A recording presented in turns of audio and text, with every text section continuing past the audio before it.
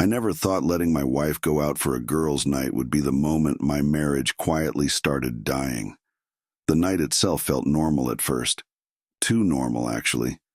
It was a humid Friday evening in late July, the kind where the air sticks to your skin even after sunset. I was sitting at the kitchen island finishing some paperwork on my laptop while the smell of garlic and butter from dinner still lingered in the air. My wife, Lauren, was upstairs getting ready. Music was playing from her phone, some upbeat pop song I didn't recognize. I could hear the faint thump of the bass through the ceiling while drawers opened and closed. Then the perfume hit. Sweet. Floral. Strong enough that when she walked down the stairs a few minutes later, the scent reached the kitchen before she did. I looked up. Lauren looked incredible. Black dress. Tight, but not inappropriate. Her blonde hair curled slightly at the ends, makeup done perfectly, maybe a little too perfectly for just a casual girls' night. "Wow," I said, half joking. "You look like you're going to the Met Gala." She laughed and rolled her eyes. "It's just a club, not a funeral." That should have been the first moment my brain questioned things. But when you trust someone completely, your mind doesn't look for cracks. It builds excuses instead. She grabbed her purse and leaned over the counter to kiss me. Her lipstick left a faint mark on my cheek. "You sure you don't mind?" she asked. That question surprised me. Lauren never asked permission to go out. "Of course not," I said. "Go have fun. Just text me when you get home so I know you didn't get kidnapped." She smirked. "Deal." Her Uber arrived 5 minutes later. I watched her walk down the driveway through the kitchen window. The porch light illuminated the pavement, and I could hear the faint hum of the car idling outside. She slid into the back seat. The car pulled away, and just like that, the house felt strangely quiet. I went back to work. I'm an accountant. Numbers are my life. Spreadsheets, audits, tax records, the kind of work that rewards patience and attention to tiny details most people miss. Normally, I could focus for hours, but that night my brain kept drifting. Maybe it was the silence. Maybe it was the way Lauren had looked before leaving, or maybe it was the notification that popped up on my phone around midnight. Uber receipt, 8640, that didn't make sense. The club she said she was going to was 15 minutes away, maybe 20 with traffic. An $86 ride meant one thing, a very long trip. I frowned and opened the receipt. Pickup location, the club. Drop-off location, Riverside Hotel. I stared at the screen for a long time. There are moments in life where your brain refuses to accept what your eyes are reading. This was one of them. I told myself there had to be a reasonable explanation. Maybe one of her friends needed a ride. Maybe it was a mistake. Maybe Uber glitched. I almost closed the app, but the accountant part of my brain, the part trained to notice numbers that don't add up, kept digging. Because Lauren and I shared an Uber account, which meant I could see the ride details, driver name, route, stops, everything. My thumb hovered over the trip history, and when I opened the map, I felt my stomach drop, because the car didn't go straight to the hotel. It made a stop first, a small side street 2 blocks from the club. The car waited there for 4 minutes, long enough for someone else to get inside. At that moment, I told myself something I now know was a lie. This is probably nothing. But deep down, I had the sinking feeling that the numbers were about to tell a story I really didn't want to hear. I kept staring at the map on my phone like it might suddenly change. The little blue line showed the exact route of the ride. Club to side street, 4-minute stop, then straight to Riverside Hotel. My chest felt tight. Still, I didn't jump to conclusions. That's not how my brain works. Accountants don't assume, we verify. So I started with the simplest explanation. Lauren said she was meeting her friends from work. 4 women she'd mentioned a dozen times: Jess, Amanda, Chloe, and Tara. If one of them needed a ride, that stop could make sense. I opened my messages and texted Lauren. "You having fun?" No response. The time read 12:18 a.m. Clubs are loud, phones get ignored. That was normal. But the Uber receipt wasn't, so I checked the ride details again. Pickup time, 11:42 p.m. Stop, 11:55 p.m. Arrival at hotel, 12:07 a.m., 12:07. I stared at the clock on my laptop, which meant that right now, at this exact moment, my wife was inside the Riverside Hotel. My brain immediately tried to fix the narrative. Maybe her friends decided to grab drinks at the hotel bar. Maybe someone had a room. Maybe. Then another notification popped up. Not from Lauren, from our joint credit card. Riverside Hotel Bar, $38, $20. I leaned back in my chair. The quiet in the house suddenly felt heavier. I could hear the refrigerator humming in the kitchen, the ticking wall clock above the stove, even the faint buzz of the fluorescent light above the sink. Everything sounded louder, like the world had slowed down. I opened the Uber ride again and zoomed in on that side street stop. That's when something caught my attention. The driver had rated the passenger 5 stars and left a comment. Drivers almost never leave comments. Curious, I tapped it. It read, "Nice couple, very polite. Nice couple, not group, not friends. Couple."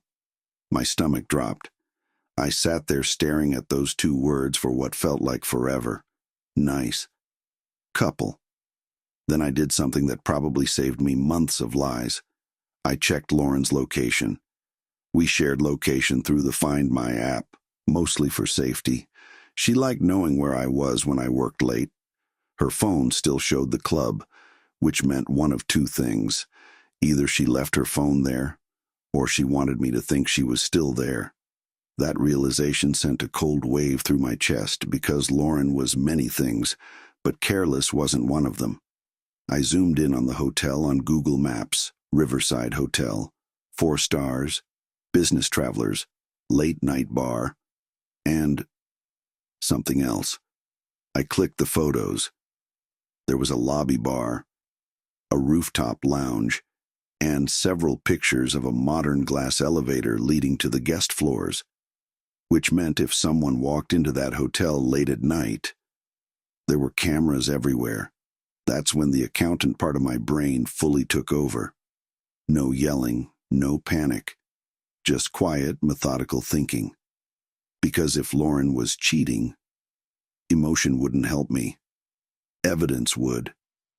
I opened my laptop again, pulled up our shared finances, started checking transactions, and that's when I noticed something strange. A payment from 3 weeks ago. Same hotel, same bar, different night. My heartbeat slowed. That's the thing about numbers, they don't lie, people do. And suddenly I had a terrifying thought. What if tonight wasn't the first time? What if this had been happening for weeks, and I'd only just noticed? I closed the laptop slowly.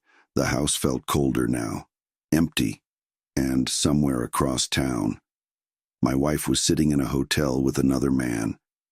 But what Lauren didn't know yet was that numbers always leave a trail, and following that trail was literally my job. That night I didn't sleep, not even close. I sat at the kitchen island with my laptop open, while the digital clock on the stove slowly crawled toward morning. 1:12 a.m., 2:03 a.m., 3:41 a.m. Every hour that passed made something inside me feel colder, not angrier, just clearer. If Lauren was cheating, I needed proof that couldn't be explained away, and numbers were already giving me a trail. So I started digging deeper. The first thing I did was export 6 months of our credit card statements. Most people never look closely at those. They glance at the total, maybe check a few purchases and move on. But I audit corporate fraud for a living. Patterns are my specialty, and once you start looking for them, they jump off the page. The Riverside Hotel transaction from 3 weeks ago wasn't alone. There were 4 others, different dates, same bar, always late at night, always between $30 and $60, and every single one happened on nights Lauren told me she was out with friends. I leaned back in the chair slowly. This wasn't a one-time mistake. This was routine. which meant whoever she was meeting, this wasn't random. It was someone she trusted, someone she planned to see. My chest tightened at that thought, because there are only so many people a married woman sneaks off to meet repeatedly, and none of them are innocent. But the real smoking gun appeared when I checked something most people never think about: our shared Uber history. The same hotel showed up 3 times, same pattern: club area pickup, short stop on the same side street, then Riverside Hotel. I zoomed in on that stop again, same house every time. My pulse started to rise because now I knew something important. That second passenger lived there. I opened Google Street View. A small brick townhouse, 2 floors, narrow driveway, 1 black sedan parked outside. The license plate wasn't visible, but something about the place bothered me. It looked familiar. Not the house itself, the street. I stared at the screen for a long time. Then it hit me. That street was only 10 minutes from my office, and someone I knew lived nearby. Someone Lauren knew too. My best friend, Eric. We'd known each other since college, 15 years of barbecues, game nights, vacations. He'd even been the best man at my wedding, and suddenly the quiet kitchen didn't feel quiet anymore. It felt like the air had been sucked out of the room. No, I muttered to myself.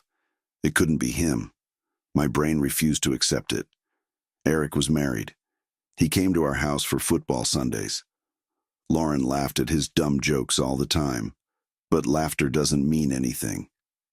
I clicked the Uber stop location again. The townhouse number popped up. Then I opened the county property records website.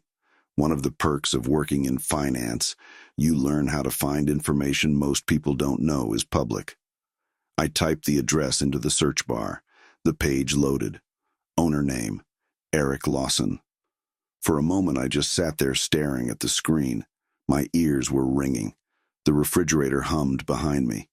Outside, a car passed down the street, but everything else felt distant, like the world had moved 10 feet away.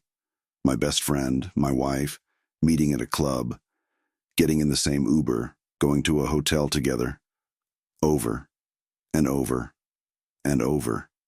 That was the moment something inside me finally broke. Not loudly, not dramatically, just a quiet snap.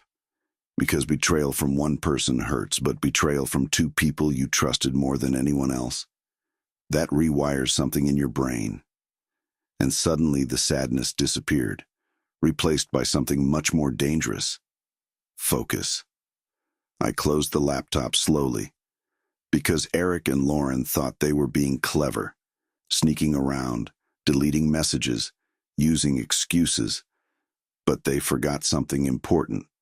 I'm an accountant, and people committing secrets always leave financial footprints, which meant that if they'd been hiding an affair, there was a very good chance they were hiding other things too, things that could destroy them. And by sunrise the next morning, I already had a plan, because revenge isn't about anger, it's about patience, and patience is something I'm very, very good at. By sunrise, the anger was gone. What replaced it was something colder. Precision. I didn't confront Lauren. Not that morning, not that week. People who cheat are experts at one thing: lying under pressure. If I accused her without airtight proof, she'd twist the story, cry, gaslight, and somehow make me look like the paranoid husband. I needed something better. I needed them to destroy themselves. So I kept digging. The first place I looked wasn't Lauren. It was Eric. Eric owned a small construction company. Nothing huge, mostly commercial renovation contracts, but big enough that the finances ran through several corporate accounts. And because I'm an accountant, I knew exactly how messy small business books can get. 2 days later, I invited Eric over for beers, just like old times. He showed up smiling, slapped me on the back, and started complaining about contractors and supply prices like nothing in the world was wrong. Meanwhile, I could still smell Lauren's perfume in the hallway from when she walked past us. I watched them carefully, the quick glances, the forced casual tone, the tiny body language shifts people think nobody notices. But accountants notice details, and those two? They were terrible actors. At one point, Eric even laughed and said, "Man, you're lucky. Lauren's way out of your league." Lauren smirked and lightly punched his shoulder. My stomach twisted, but I kept smiling, because my plan was already moving. Earlier that week, I'd contacted someone quietly. The state tax compliance office. See, while reviewing Eric's business filings, public records by the way, I noticed something interesting. Several payments from his company accounts had been labeled as material purchases, except the vendors didn't exist. Fake vendors are a classic tax fraud trick. Money gets moved out of the company disguised as expenses, but the numbers didn't line up with his reported income, which meant one thing: Eric had been skimming money, a lot of it. So I sent the documentation anonymously. Invoices, account transfers, vendor mismatches, all neatly organized. Auditors love neat evidence. It took 3 weeks. 3 quiet, patient weeks. Then the dominoes started falling. First, Eric's company accounts were frozen.